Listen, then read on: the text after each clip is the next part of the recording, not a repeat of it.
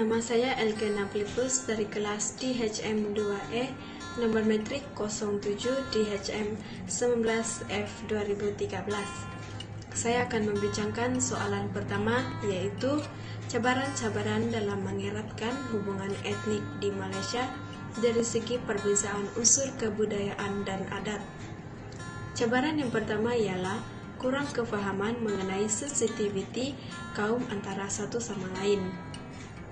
Masyarakat Malaysia yang mempunyai berbilang kaum sering kali berhadapan dengan isu-isu sensitif yang tercetus daripada perlainan persepsi, yaitu perbezaan budaya dan adat. Cabaran yang seterusnya ialah kurang kewaspadaan dalam pertuturan dan perlakuan dalam kalangan sekelompok. Sikap masyarakat, terutamanya generasi muda yang mempunyai berbeza budaya dan adat, yang cepat bertindak atau bertutur daripada berfikir, menambahkan lagi cabaran dalam mengeratkan hubungan etnik di Malaysia. Cabaran yang seterusnya ialah isu-isu yang menyentuh soal perbezaan budaya dan adat dari segi agama, bahasa, dan tradisi kaum. Contohnya, agama Islam adalah mutlak dan bahasa kebangsaan ialah bahasa Malaysia, yang kerap diungkit oleh sesetengah pihak, yang menambahkan lagi cabaran untuk mengeratkan hubungan etnik di Malaysia. Dan cabaran yang terakhir ialah prasangka yang wujud antara kaum akibat kepelbagaian budaya dan adat. Perbezaan budaya, terutamanya dari segi bahasa, menyebabkan jarak sosial yang ketara antara kaum.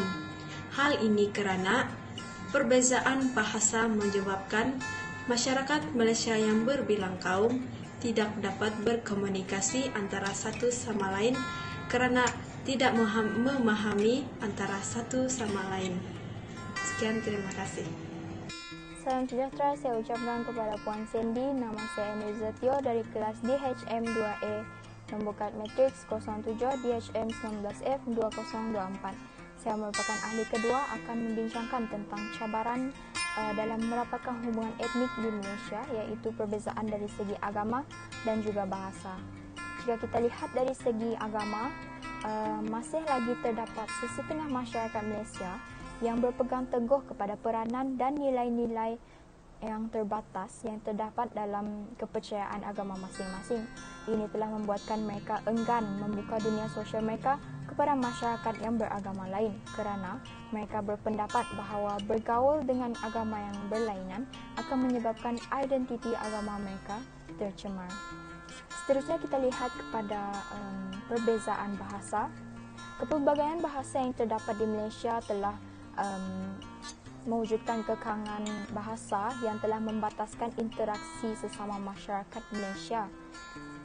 Perbezaan bahasa juga telah menyebabkan konflik antara etnik yang terdapat di Malaysia. Contohnya, ketika hendak berbual, terdapat individu yang menggunakan istilah atau bahasa yang salah sehingga menyebabkan individu yang lain beranggapan lain ataupun tersinggung.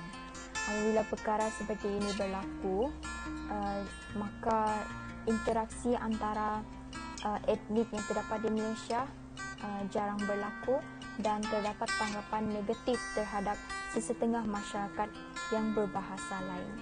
Sekian saja daripada saya. Terima kasih. Hai, nama saya Francia Jun Minson, kad matriks 07 DHM 19F 2018. Oke, hari ini saya akan membincangkan tentang cabaran hubungan etnik di Malaysia, yaitu dari soalan 1, yaitu perbezaan tempat tinggal dan jarak sosial. Oke. Jarak sosial wujud disebabkan oleh ketiadaan interaksi sosial di antara kelompok-kelompok kerana perbezaan tempat tinggal, pekerjaan, agama, bangsa, dan juga bahasa mereka berlainan. Sebab orang tinggal di kelompok yang berbeza-beza. And then ketidakan interaksi ini timbul disebabkan oleh kekangan bahasa, kekangan untuk orang berinteraksi. Contoh macam kalau orang Melayu kan, kalau orang Melayu berinteraksi sama orang Cina, tapi orang Cina sukar untuk memahami apa yang disampaikan oleh orang Melayu, sebab dorang hanya paham bahasa dorang sendiri saja, kan dorang tinggal di kelompok yang lain.